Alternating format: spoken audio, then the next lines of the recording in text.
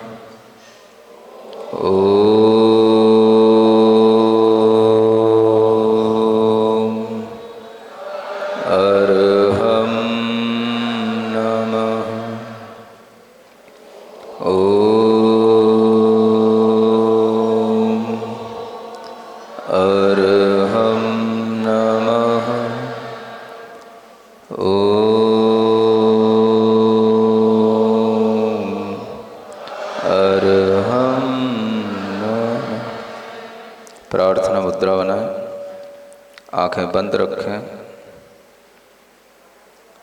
अपने शक्ति केंद्र पर, नाभि स्थान पर ओम का स्मरण करें लाल रंग में।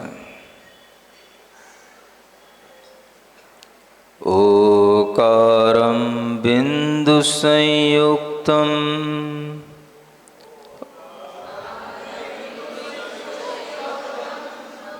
नित्यं ध्यायन्ति योगिनः।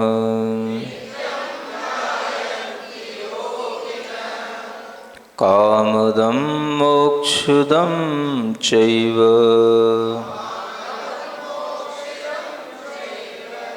ओंकाराय नमो नमः।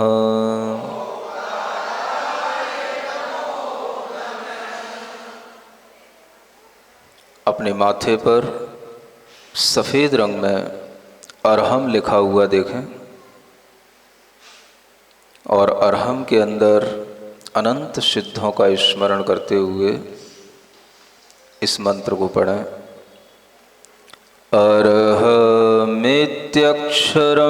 ब्रह्म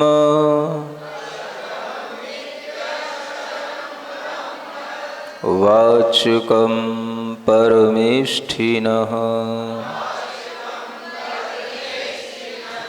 सिद्धचक्रस्य सद्बीजं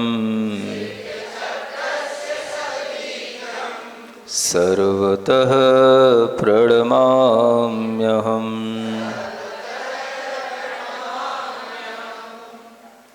ओम अरहं नमः। ओम अरहं नमः। ओम अरहं नमः। ओम अरहं नमः। ओम अरहं नमः। ओम अरहं नमः। ओम अरहं नमः। ओम अरहं नमः। अपनी हथेलियां घिसकर आँखों पर रखें और शांत भाव से आँखें खोलकर, कान खोलकर भगवान पार्श्वनाथ के इस मंगलाचरण को सुनें। मोह महातम दलन दिन तप लक्ष्मी भरतार ते पारस परमेश मुझ हो सुमति दातार। वामानंदन कल्पतरु जयो जगत हितकार मुनि जन जाकी आस करी जांचे शिव फल सार। पार्श्वनाथ भगवान की यह मंगल कथा उनके पूर्व भव के जीवन मुनिराज आनंद के माध्यम से चल रही है, जहाँ हम समय समय पर अनेक परिसरों को सुनते हुए उनके उस कठिन जीवन को भी देख रहे हैं। और आज हम एक और परिचय पढ़ते हैं पेज नंबर 65 पर 128 नंबर का काव्य है। जाव जीव जल नौन तजो जिन, नगन रूप वन थान खरे हैं। चले पसेव धूप की बिरिया, उड़त धूल सब अंग भरे हैं। मलिन देह को देख महामुनि, मलिन भाव उर नाहि करे हैं। यो मल जनित परी सह जीते, तिने हाथ हम शीश धरे हैं। यह मल परिसह एक परिसह कहलाता है। इस परिसह में मुनि महाराज के शरीर में जो मैल चिपक जाता है, उससे भी वह अपने मन में किसी भी तरह का मलिन भाव नहीं लाते, और उनके शरीर में लगा हुआ वह मैल धीरे धीरे बढ़ भी जाता है और कभी कभी वो घट भी जाता है। लेकिन वह अपने शरीर के उस मैल को छुड़ाते नहीं, हटाते नहीं, और अपने मैल को अपने शरीर पर लगता हुआ देख कर के भी अपने परिणामों में मलिनता नहीं लाते। इसका नाम है मल परिचय को जीतना। जब इस तरह का कोई परिचय मुनि महाराज के लिए होता है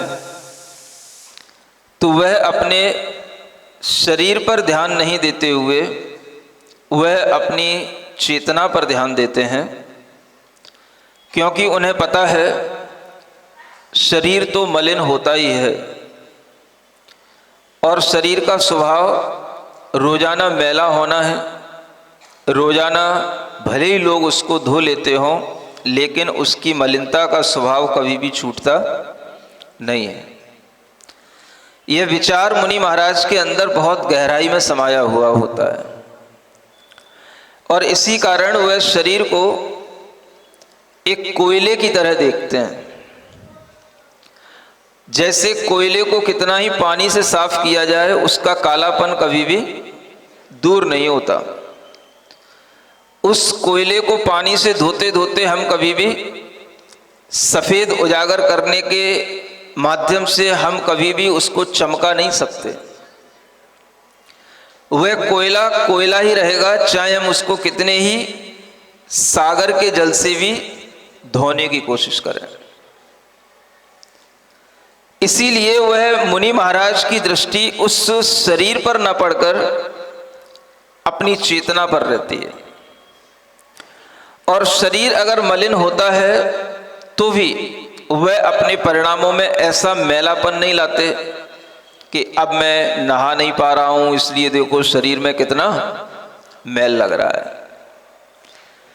नहीं नहाना भी उनका एक बहुत बड़ा परिचय है, और नहीं नहाने के कारण से ही उनके शरीर में मैल चिपकता है, खुजली भी मचती है, लेकिन उसको वो सहन करते हैं। वही उनका मल परिचय कहलाता है।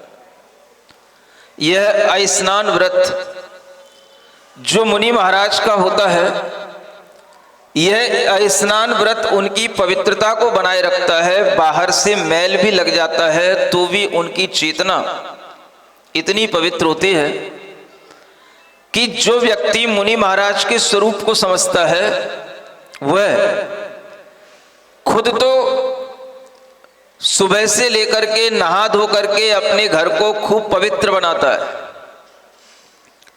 और जब मुनि महाराज को घर में प्रवेश कराने का समय होता है तो वह मुनि महाराज के लिए जब घर में प्रवेश कराता है तो मुनि महाराज कैसे होते हैं? उन्होंने स्नान नहीं किया होता है। सुन रहे हो आप लोग? कभी आपने विचार किया? हम सुबह से नहा रहे हैं, पूरा घर साफ कर रहे हैं, पूरा चौका साफ कर रहे हैं, बाहर दरवाजे तक सब कुछ साफ सफाई कर रहे हैं, और जिनको हम बुला रहे हैं वो तो कभी नहाते ही नहीं है, उनका तो कभी स्नान होता ही नहीं है, क्योंकि उनका व्रत ही है अस्नान व्रत। ये उनके मूल गुण हैं। हमें स्नान करना ही नहीं है, और वह स्नान नहीं करते हुए भी पवित्र हैं। वह स्नान नहीं करते हुए भी उनका मन शुचि है, स्नान नहीं करते हुए भी उनका अंतरंग पवित्र है। तो हमें ये विचार कर लेना चाहिए, शरीर की पवित्रता ज्यादा महत्वपूर्ण है या हमारे अंतरंग मन की या चेतना की पवित्रता ज्यादा महत्वपूर्ण है? शरीर की पवित्रता से अगर हमारे काम बनते होते तो पवित्र शरीर करने के बाद में फिर आपकी पूजा पहले होती। लेकिन आप ये सोचें, हम अपने शरीर को पवित्र रखते हुए भी जब मुनि महाराज को अपने घर में बुलाते हैं, उन्हें उच्चासन देते हैं, तो उन्हें अपने उस रसोई घर में उस स्थान पर बैठालते हैं जिसको हमने हर तरीके से साफ सुथरा शुद्ध बना रखा है। और जो मुनि महाराज आकर के बैठे हैं वो तो कभी स्नान करते ही नहीं। आपका बच्चा कभी आपसे पूछ बैठे तो आप क्या बताओगे? कुछ है उत्तर आपके पास में? अगर आपके बच्चों को पता पड़ जाए कि मुनि महाराज कभी भी स्नान नहीं करते, और आप उस बच्चे से कहो बेटा आज हो सकता है मुनि महाराज अपने घर में आ जाएं, इसलिए स्नान करके शुद्ध वस्त्र पहन करके तैयार होकर के खड़े हो जाओ, और उसे बाद में समझ में आए कि मुनि महाराज तो बिना स्नान किए घर में आ रहे हैं, और कहीं वो आपसे कह बैठे कि मुनि महाराज को तो आप बिना स्नान किए घर में ले जा रहे हो और हमसे कह रहे हो स्नान करो, तब आपके सामने क्या उत्तर होगा? अगर आपको खुद भी पता नहीं होगा तो आप कभी भी ये समझ ही नहीं पाएंगे कि पवित्रता कहां से आती है, शुचिता कहां से आती है। इसलिए जब आपके दिमाग में ये बात आए तो पहली बात तो ये आनी चाहिए, जो ब्रह्मचर्य को धारण किए हुए होते हैं वो हमेशा पवित्र रहते हैं, क्योंकि ये उक्ति कही गई है, ब्रह्मचारी सदा शुचि। क्या कहा गया? ब्रह्मचर्य को धारण करने से वह ब्रह्मचारी हमेशा पवित्र रहता है। और उस ब्रह्मचर्य के साथ में अगर सम्यक दर्शन, सम्यक ज्ञान और सम्यक चारित्र रूप रत्नत्रय का धारण अगर आत्मा में हो तो वो आत्मा हमेशा शुचि है, हमेशा पवित्र है। आत्मा तो पवित्र होता ही है, लेकिन उस आत्मा के साथ में उसका शरीर भी पवित्र हो जाता है, और उस शरीर को भी देख करके उनके चरणों में आप अपना जल डाल करके पवित्र क्या कर लेते हैं? पाद प्रक्षालन कर लेते हैं। जिनके चरणों में न जाने कब से साबुन नहीं लगा होगा, कब से नहाए नहीं होंगे, और उनके भी चरणों में आप जल डाल करके उन्हें उच्च स्थान पर बिठा करके उस जल से उस गंधोदक को बना करके उसे आप अपने सिर पर भी लगा लेते हैं। लगाते हैं कि नहीं? केवल बस रख देते हैं। कई लोग केवल पाद प्रक्षालन करके रख देते हैं। पाद प्रक्षालन करके रख देने से उस पाद प्रक्षालन का कोई महत्व आपके लिए नहीं होगा। पाद प्रक्षालन करने के बाद में उसको अगर हमने लगाया नहीं तो हमारे अंतरंग में कभी भी रत्नत्रय की पवित्रता का विचार नहीं आएगा, और कभी भी हमारा अंतरंग रत्नत्रय से पवित्र नहीं हो पाएगा। मुनि महाराज के पाद प्रक्षालन किए हुए जल को अपने उत्तम अंग पर रखना किस लिए? सारी की सारी शुद्ध वर्गणाएं हमारे शरीर के इस उत्तमांग से प्रवेश करती हैं, जिसे हम सिद्धि केंद्र कहते हैं। क्या बोलते हैं? हाँ, ये अभी आपने सीखा नहीं होगा, सब 2 तारीख को ही सिखाएंगे। यह सिर का जो टॉप पॉइंट होता है, यहां से इस कॉस्मस की जितनी भी प्योर एनर्जी है वो हम अपने अंदर एब्जॉर्ब करते हैं, और वह सबसे ज्यादा आती है ध्यान से, सबसे ज्यादा आती है अपनी स्थिरता से, शरीर की स्थिरता से। और जब हमारे लिए ऐसे कोई और उपाय मिल जाते हैं, भगवान के चरणों का गंधोदक, मुनि महाराज के चरणों का गंधोदक, और उससे हम अपने सिद्धि केंद्र पर लगाते हैं, तो ये सिद्धि केंद्र भी ऊर्जावान बन जाता है, और इसके अंदर एक क्षमता बढ़ जाती है कि वो और ज्यादा वह प्योर एनर्जी को अपने अंदर ग्रैस्प कर सकता है। ये लॉजिक होता है। कितने ही लोग केवल एक ट्रेंड सा बना लेते हैं, महाराज पाद प्रक्षालन, महाराज पाद प्रक्षालन। घर के आगे पानी बहा देंगे, थाली में बहुत सारा पानी भी बहा देंगे, पाद प्रक्षालन कर लेंगे, फिर उसका क्या करते हो? सिर में कितना सा लगाओगे, बाकी का क्या करोगे? अब नाली में बहाओगे क्या? क्या करते हो? पेड़ों में डाल देते हो, उनका कल्याण हो। अब आप सोचो, उस पवित्रता को अगर हम बनाए रखना चाहते हैं तो हमें उस पवित्र पाद प्रक्षालन को हर उस स्थान पर छोड़ देना चाहिए, डालना चाहिए जिस स्थान से हमारे घर में किसी भी तरह की कोई नेगेटिविटी आती हो, कोई भी नकारात्मक ऊर्जा आती हो, वहां की दीवालों पर भी हम उसको एब्जॉर्ब करा सकते हैं। घर का एक एक कोना भी हम मंगल बना सकते हैं। घर होता है तो 4 कोने तो कम से कम होते ही हैं, और अगर 4 रूम होंगे तो एक एक रूम के 4 कोने तो होंगे ही, 4 दीवारियां तो होंगी ही। अगर हम अपने घर को पवित्र बनाने के लिए अपने घर के सदस्यों के ऊपर भी इस तरह के पाद प्रक्षालन के लिए हुए जल को सिंचित करते हैं, अपने घर को मंगल बनाने के लिए सिंचित करते हैं, तो आपके घर में रत्नत्रय की पवित्रता की गंध अपने आप आने लग जाएगी। ये गंध तभी आती है जब हमारे अंदर भक्ति होती है। हम अंधे नहीं होते हैं, हमें लॉजिक पता होता है कि सबसे पवित्र चीज इस दुनिया में क्या है। शरीर के अंदर कोई पवित्रता नहीं है, लेकिन जिस आत्मा के अंदर रत्नत्रय होता है, उस आत्मा से संपर्क किया हुआ शरीर अपवित्र होकर के भी पवित्र हो जाता है। यह उस रत्नत्रय की पवित्रता की बात।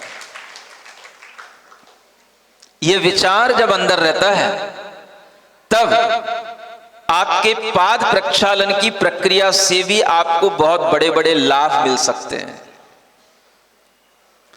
आपके लिए वह पाद प्रक्षालन भी आपके घर के लोगों की ऊर्जा को सकारात्मक बनाने का कारण बन सकता है।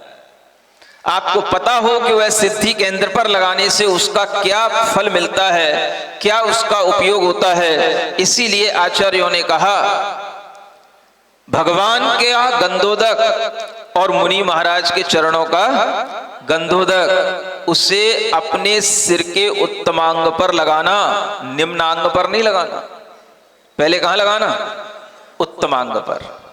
और अगर अपने को लगता हो कहीं और भी कष्ट होता है तो वह आप अपने उस स्थान पर भी उसका लेपन कर सकते हैं जहां आपको दर्द होता है, चाहे वो घुटना हो, चाहे आपकी कमर हो। आपके अंदर पहले जरूरत है इस बात की कि आपको पता होना चाहिए ये जल नहीं रहा, अब ये रत्नत्रय से पवित्र जल हो गया, इसका नाम गंधोदक कहा गया है। जब तक किसी चीज की महिमा समझ में नहीं आती तब तक हम वो क्रिया कर भी लेते हैं, उस क्रिया से हमें कोई लाभ नहीं होता है। इसीलिए हर चीज के पीछे एक लॉजिक होता है, हर चीज के पीछे एक साइंस होती है, और जब हमें वो साइंस समझ में आ जाती है तब हमें उस क्रिया की और उस वस्तु की, उस व्यक्ति की एक इंपॉर्टेंस हमारे सामने आती है। और ये इंपॉर्टेंस जब आपको पता पड़े तब आपके भावों में और ज्यादा जो विशुद्धि बढ़ेगी, वही चीज आपको चमत्कृत करने वाली होगी। हम अपने जीवन में जब तक हर क्रिया का महत्व नहीं समझेंगे, तब तक हमारे लिए वो क्रियाएं फलदायी नहीं होती हैं। और इसी तरह का फल बताने के लिए, हर चीज का महत्व समझने के लिए हमें गुरुओं के पास आना पड़ता है। हम हल्के में हर चीज को लेते हैं, पाद प्रक्षालन होता ही रहता है, लाइन लगा दो, पानी बहा दो। आप विचार करें, अगर वह पानी भी शुद्ध हो, 24 घंटे की मर्यादा वाला हो, तो वह पाद प्रक्षालन भी आपके लिए 24 घंटे तक आपके घर को पवित्र कर सकता है। उसे आपको तुरंत विसर्जित करने की जरूरत नहीं है। वह आप 24 घंटे तक काम में ले सकते हैं। यह आपके अंतरंग का एक विचार होना चाहिए कि हम किनके साथ क्या कर रहे हैं। अगर हम हर क्रिया को केवल एक ट्रेंड बना लेते हैं तो फिर उस क्रिया का महत्व नहीं रह जाता। भगवान के अभिषेक करने की क्रिया है, अगर हम उसको केवल एक ट्रेंड बना लेते हैं कि हमें बस ये करना है, ये हमारी ट्रेडिशन है इसलिए करना है, तो जहां ट्रेडिशन के थ्रू हम करते हैं और हमें उसका कोई लॉजिक पता नहीं होता है, तो फिर उस क्रिया से होने वाला फल वो आपको नहीं मिलता। मल परिषह जय करने वाले मुनि महाराज के शरीर का मैल भी औषधि बन जाता है। औषधि, कौन विचार करेगा इस पर, कौन विश्वास करेगा? आपका बेटा तो कभी नहीं करेगा, आप भले ही कर लो। है? करेगा? करवा लोगे? अच्छी बात है। वह मैल भी औषधि बन जाता है। इसलिए नमो मल्लो सही पत्ताड़म, नमो जल्लो सही पत्ताड़म। ये दो तरह के होते हैं, एक मल्ल होता है, एक जल होता है। एक वो होता है जो रोजाना लग जाता है, रोजाना छूट जाता है किसी ना किसी कारण से, पसीना बह गया निकल गया, किसी ने हाथ लगा दिया, भैया वृत्ति कर दी, छूट गया निकल गया, एक ऐसा भी मैल होता है। और एक वो होता है जो चिकटे चिकटे पड़ जाते हैं, है ना। अगर बहुत दिनों तक कोई भैया वृत्ति करने वाला ना मिले, हाथ लगाने वाला ना मिले, तो वो जम जाता है। समझ आ रहा है? जब संघ में रहते थे तो संघ में भैया वृत्ति कम होती थी, बड़ा संघ रहता था, कौन किसके पास पहुंच रहा है, सबको आचार्य श्री की भैया वृत्ति करने कोई मिल जाए वही बहुत बड़ी बात है। और वहां भीड़ लगी रहती थी, अपने पास कोई नहीं आता था। समझ रहे हो? वो कोई मैटर नहीं। लेकिन उस समय पर भी अनेक साधु मुनि महाराज भी इस तरह से अपने शरीर में जो मल लग जाता है तो वो उसको छुड़ाते नहीं, हटाते नहीं। विहार कर रहे हैं, पसीना आदि आ रहा है, उसके कारण से जितना छूट गया, बाकी फिर भी बहुत सारा लगा रह जाता है। गर्मी के समय पर जो लगा रह जाता है वो तो छूट जाता है, ठंड के समय पर जो चिपकता है वो चिकटा बन जाता है। उस समय पर भी कभी कभी ऐसी शरीर में जगह जगह मैल लगने से कई आकृतियां बन जाती हैं। सुन रहे हो? बिलासपुर की बात बता रहा हूं आपको। ठंड के दिन थे, आचार्य महाराज वहां पर पंच कल्याणक करा रहे थे बिलासपुर, है ना। अब यहां छाती पर इधर मैल चिपका हुआ था और ऐसी डिजाइन बन गई थी। तो एक बच्चा अपनी मम्मी के साथ आता है और आकर के कहता है, देखो महाराज के सीने में भगवान निकलते हुए दिखाई दे रहे हैं।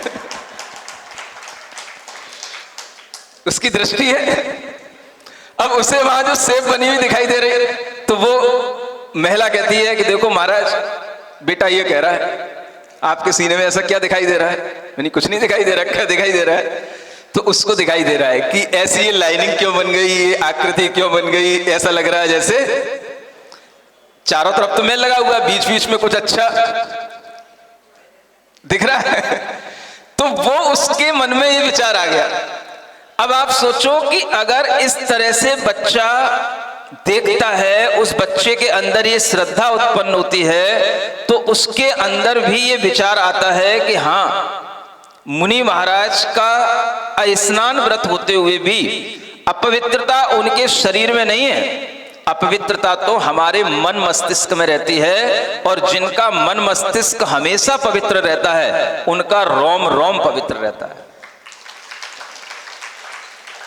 ये सिद्धांत हमें पता नहीं होते हैं, और इन्हीं सिद्धांतों से मुनि महाराज का जीवन चलता है, उनके साथ की जाने वाली क्रियाएं हम करते हैं। लेकिन हमें अगर इन क्रियाओं के साथ इस लॉजिक का पता नहीं होता, तो हमारे लिए ये सिद्धांत कोई काम में नहीं आते हैं। णमो मल्लो सही पत्ताड़म, णमो जल्लो सही पत्ताड़म। आचार्य महाराज के शरीर पर अनेक प्रकार इस तरह का यह जल मल्ल भी लगा रहता था, लेकिन फिर भी दिखाई नहीं देता था। उनके बालों में वो छिपा रहता था। जब हम लोग निकट से देखते थे तब वो दिखाई देता था, लेकिन फिर भी उनका शरीर अगर कोई दूर से देखता है, कितना आभावान, कितना प्रकाशमान उनका शरीर दिखाई देता है। आप सोचें कि केवल शरीर को नहलाने से शरीर चमकता है, ऐसा नहीं है। शरीर की चमक ओरिजिनल होती है, और वो तब और चमकता है जब वह पवित्र मानसिकता के साथ में, ब्रह्मचर्य की शक्ति के साथ में तपस्या करते हुए जो उसको आगे बढ़ाते हैं, उनका शरीर में अपने आप इस तरह का आभा मंडल तैयार हो जाता है। आचार्य श्री के शरीर का आभा मंडल, यूं कह सकता हूं मैं, इस धरती पर जितने भी साधु हैं उन सबके आभा मंडल को मिलाकर के एक आभा मंडल बनेगा, तो उससे भी ज्यादा आचार्य श्री के शरीर का आभा मंडल रहता है। ऑरा को नापने वाली एक मशीन आती है। ऐसे लोग होते हैं जो एनर्जी को नापते हैं। उन लोगों ने भी मुझे आकर के बताया इस बात को। समझ आ रहा है? तब समझ में आता है कि यह भी अपने आप में एक तपस्याएं होती हैं, और इन तपस्याओं के माध्यम से ऐसे पवित्र आत्माओं के चरणों का स्पर्श भी एक बार हो जाता है, तो आप जो बोलते हो ना, ये बोलते रहते हैं किस्मत बदल जाती है, वास्तव में बदल जाती है। उनके चरणों का जब एक बार हमने स्पर्श किया, मुझे इतनी सुखद अनुभूति हुई कि वो मुझे अनुभूति आज भी याद आती है। इतनी सुखद अनुभूति। उनके चरणों का स्पर्श करना, उनके चरणों की मालिश करना, वैयावृत्ति करना, ये मैंने खूब ब्रह्मचारी अवस्था में खूब लगातार किया, और फिर उसके बाद में जब जब समय मिलता था तब तब किया। आज हमारे पास में स्मृति के रूप में क्या रह गया? बस वही रह गया। हमें गुरु चरणों का सुख कैसे मिले? तो अब हमें सिर्फ स्मृति के माध्यम से वह गुरु चरणों का सुख मिलता है।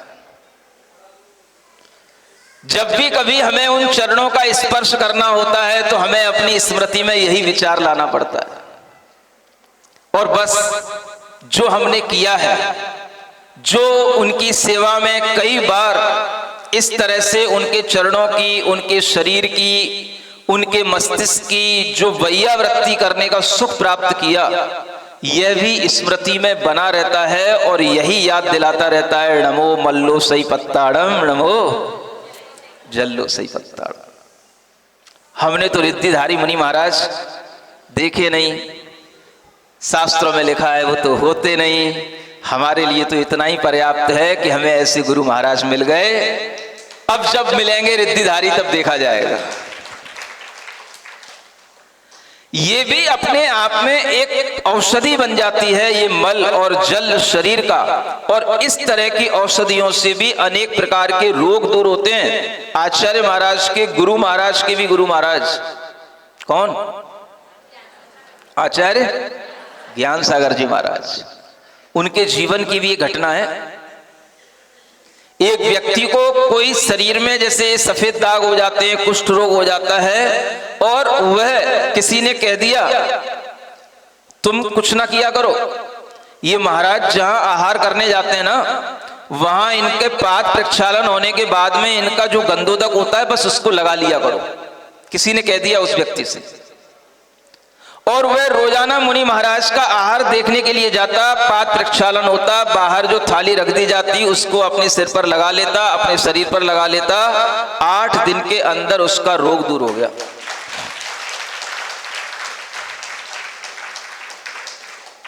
सुन रहे हो? पेड़ पौधों को क्या खिलाओगे, क्या दोगे? पेड़ पौधों का भला नहीं करना, आदमी का भला करना है। आदमी को पता तो हो ये क्या चीज है, क्या महिमा है। अगर हम अपने अंतरंग में इस तरह का विश्वास, इस तरह की श्रद्धा बना करके रखते हैं तो अनेक प्रकार के रोग हम केवल मुनि महाराज के संपर्क में आने से ही दूर कर सकते हैं।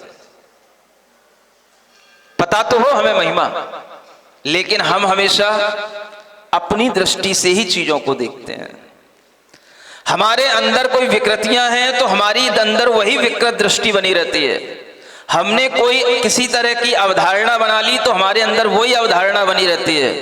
और हम अगर उस अवधारणा को तोड़ नहीं पाते हैं तो हम अनेकांत दृष्टि का लाभ कभी नहीं ले पाते हैं। अनेकांत दृष्टि क्या कहती है? समय समय पर अपनी अवधारणाओं को बदलो। जैसे जैसे आपके सामने निमित्त आते जाएं, आप अपनी उस अवधारणा को उसी हिसाब से चेंज करते जाओ। अगर आप अपनी अवधारणा को एक तरह की बना करके चलोगे तो आप कभी भी इन गुणों का लाभ नहीं ले पाओगे। जो विनय है, वैयावृत्ति है, गुरु दुर्लभ गुरु संस्पर्श, ये जो लाभ हैं ये लाभ नहीं ले पाओगे और इन लाभों से वंचित रह जाओगे तो आपके लिए सामने आने वाले अनेक अपॉर्चुनिटी होते हुए भी आपको उससे कोई फायदा नहीं होगा। इसलिए श्रावक के लिए यह एक बहुत बड़ा शुभ अवसर होता है। कौन सा? जब वह अपने घर में मुनि महाराज को बुला लेता है, घर के अंदर तक ले जा पाता है, उन्हें उच्चासन पर बिठा करके इत्मीनान से पाद प्रक्षालन करता है, उनकी पूजा कर लेता है, उस पाद प्रक्षालन का सदुपयोग कर लेता है। और इतना अच्छा वह जो भाव अपने मन के अंदर कर सकता है वो केवल उसी समय पर हो सकता है जब वह मुनि महाराज को अपने घर में ले जाता है। और किसी टाइम पर बताओ, आसान है कि बहुत मुश्किल है? पाद प्रक्षालन भी होगा तो घर के बाहर से हो जाता है, बहुत होगा तो थोड़ा सा घर के गेट के अंदर बहुत ज्यादा आग्रह करोगे तो हो जाएगा। इसके अलावा इत्मीनान से मुनि महाराज को बिठा करके उनके पाद प्रक्षालन करने के बाद पूजन करना, खुद अपनी इच्छा से करना, ट्रेडिशनल नहीं, जो ट्रेंड में चली आ रही वो नहीं, कुछ अपने मन में नया भाव ला करके करना। अगर मन में कोई नया भाव नहीं आएगा तो नई विशुद्धि नहीं आएगी। हम हर चीज को एक ट्रेंड बना लेते हैं और इसी कारण से हम उस ट्रेंड से बोर होने लग जाते हैं। अगर हम एक नया भाव रखें, नया विचार रखें तो हमारे अंदर एक नई विशुद्धि आती है। और जब नई विशुद्धि आती है तो मन होता है जो एक बार हो गया है वो बार बार भी हमें प्राप्त हो। नहीं होता? कोई ऐसी चीजें भी होती हैं, एक बार मुनि महाराज आ गए तो बार बार भी आ जाएं, 2 बार भी आ जाएं, कई बार आ जाएं। ऐसा मन होता है तो तभी होगा जब आपने अंतरंग भक्ति भाव से वो कार्य किया होगा। अगर आपने किन्हीं मंदिर के कानूनों की तरह केवल उसकी खाना पूर्ति की होगी, अगर आपने भगवान का अभिषेक भी एक कानून की तरह किया होगा कि भाई इस तरह से अभिषेक रोजाना करना है, आना है, ऐसे ही बोलना है, ऐसे ही करना है, सब कुछ ट्रेडिशनल हो जाता है तो सिर्फ खाना पूर्ति होती है। जब वह अपने अंतरंग भावों से होता है तो फिर हम ट्रेंड के हिस्सा होते हुए भी ट्रेडिशनल तरीके से नहीं करते, हम उसको लॉजिकल तरीके से देखते हुए करते हैं। और जब इस तरह का लॉजिक हमारे दिमाग में होता है तब हमारी विशुद्धि बढ़ती है, तब पुण्य बढ़ता है, तब कुछ ऐसा होता है जिससे हम चमत्कृत हो सकते हैं, आज भी हो सकते हैं। होना क्या चाहिए? भाव होना चाहिए। इसलिए जैन धर्म को क्या कहा गया है? भाव प्रधान धर्म कहा गया है। भाव ही नहीं होंगे तो सारी क्रियाओं का कोई फल नहीं मिलता।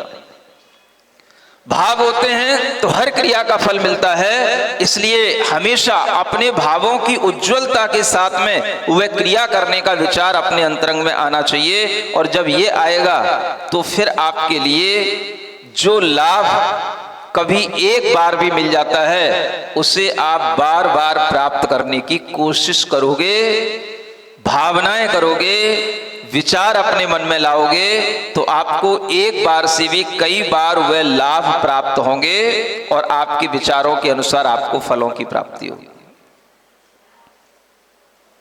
क्या सुनते हो? एक बार मुनि महाराज आ गए, दोबारा भी आना चाहिए। कैसे आना चाहिए? हो सकता है एक बार कभी कभी हम किसी चीज से जुड़ते हैं तब हमें पता नहीं होता है, चलो एक बार तो जैसे तैसे हो गया। अब हमारा कोई भाव अच्छा बने तो दूसरी बार हम और अच्छे भावों से भी वो काम कर सकते हैं। जैसे कई बार मैं देखता हूं लोग एक बार चौका लगाते हैं तो क्या करते हैं, भाई चौका लग जाए, मुनि महाराज हमारे घर में आ जाए, जैसे बने वैसे, कुछ भी करो, इनको भी बुला लो, उनको भी बुला लो, ये भी बना लो, वो भी बना लो, कुछ भी कर लो, एक बार आ जाए। पर एक बार आ गए और आने के बाद में अगर आपकी भाव विशुद्धि बने तो फिर आप सोचोगे अब की बार हम अपनी इच्छा से, हम अपनी भाव विशुद्धि से मुनि महाराज को खुद ब खुद लेकर के आएंगे। अब हमें किसी को बुलाने की जरूरत नहीं पड़ेगी। ऐसा ही भाव हो सकता है तो वह भाव विशुद्धि बढ़ती हुई कहलाती है। और इस तरह की भाव विशुद्धियां बढ़ती हैं तभी हमारे भीतर धर्म की वृद्धि वास्तविक रूप में होती है। इसलिए आप हमेशा जो भी क्रिया करें भाव विशुद्धि के साथ करें, चाहे वो मंदिर के अभिषेक की क्रिया हो, चाहे मुनि महाराज के आहार दान की क्रिया हो, या होने वाले शांतिनाथ विधान की क्रिया हो। समझ आ रहा है? विधान भी होते हैं, आगे एक नंदीश्वर विधान और होने वाला है। क्या होता है उसमें? आपने बहुत से विधान किए होंगे लेकिन जयपुर में वो विधान पहली बार होने वाला है, ये मैं गारंटी से कह सकता हूं।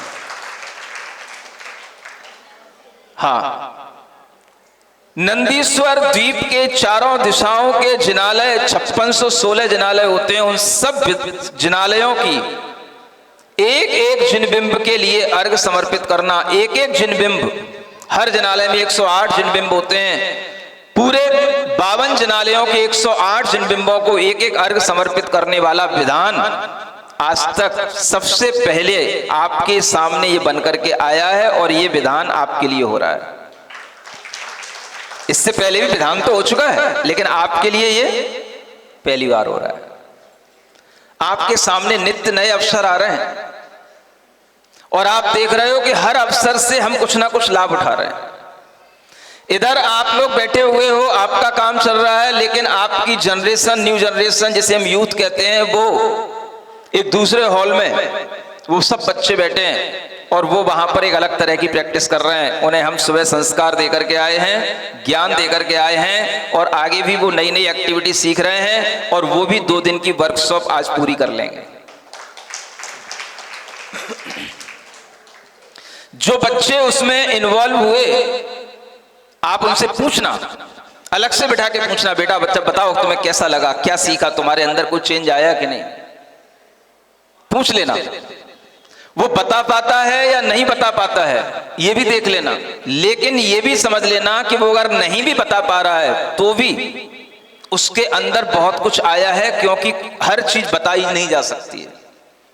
वो क्या बताएगा तुम्हें, महाराज ने क्या बताया, और जो हम वहां बता सकते वो तुम्हें यहां नहीं बता सकते। समझ आ रहा है? क्योंकि बच्चों से बच्चों की तरह बातें होती हैं और तुमसे तुम्हारी तरह होती है। हर चीज की अपनी क्लास होती है, हर चीज का अपना लेवल होता है। इसी तरह का एक और कार्य सामने आ रहा है। आप लोग जागृत हैं कि नहीं? 2 अक्टूबर तो ठीक है, हो ही रहा है, 4, 5, 6 भी हो रहा है।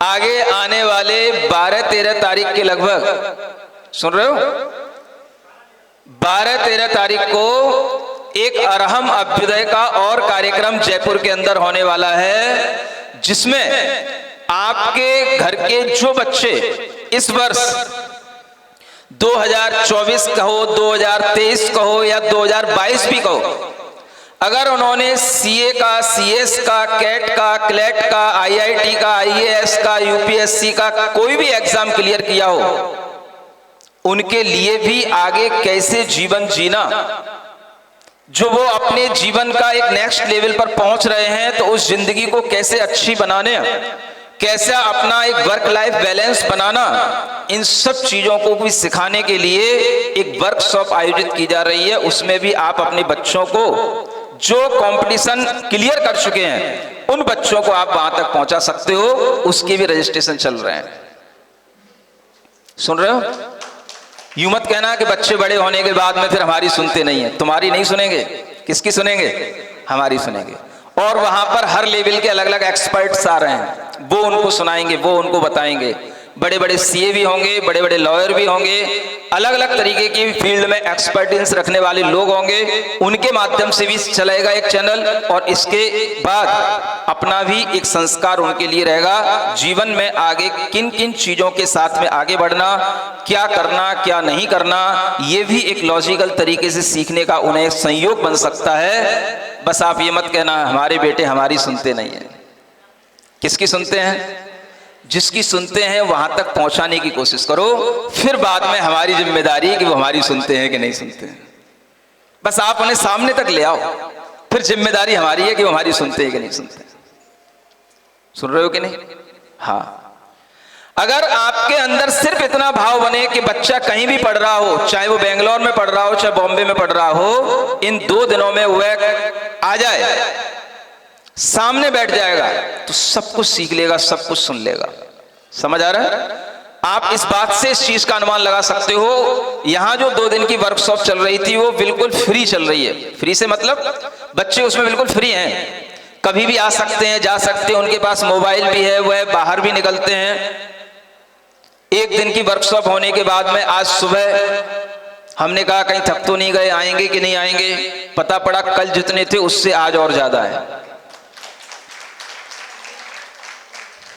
सुनते हो? यूं मत कहना बच्चे किसी की सुनते नहीं है। हो सकता है तुम्हारी ना सुने, लेकिन किसी ना किसी की सुनते हैं, किसी ना किसी की समझते हैं। उन्हें समझने वाला होना चाहिए जो उनकी भाषा में उनसे बात कर सके। तो आप लोग इस बात पर भी ध्यान दें, आगे आने वाली 12-13 तारीख को बहुत अच्छा एक अरहम अभ्युदय का कार्यक्रम, उसमें उन बच्चों को अवार्ड्स भी दिए जाते हैं जो इस तरीके के कंपटीशन क्लियर करके आगे बढ़े हैं, और उन्हें आगे जीवन एक चारित्र के च्यवनप्राश के साथ आगे उनका जीवन बढ़े। कौन सा च्यवनप्राश? चारित्र का च्यवनप्राश उन्हें खिलाया जाएगा। आप उसको चटवाने के लिए अपने बच्चों को यहाँ भेजना। बोलिए महावीर भगवान की। इस कार्यक्रम के पुण्यार्जक हैं श्री कंवरलाल जी महावीर प्रसाद जी, पाटनी, मदनगंज, किशनगढ़, राजस्थान।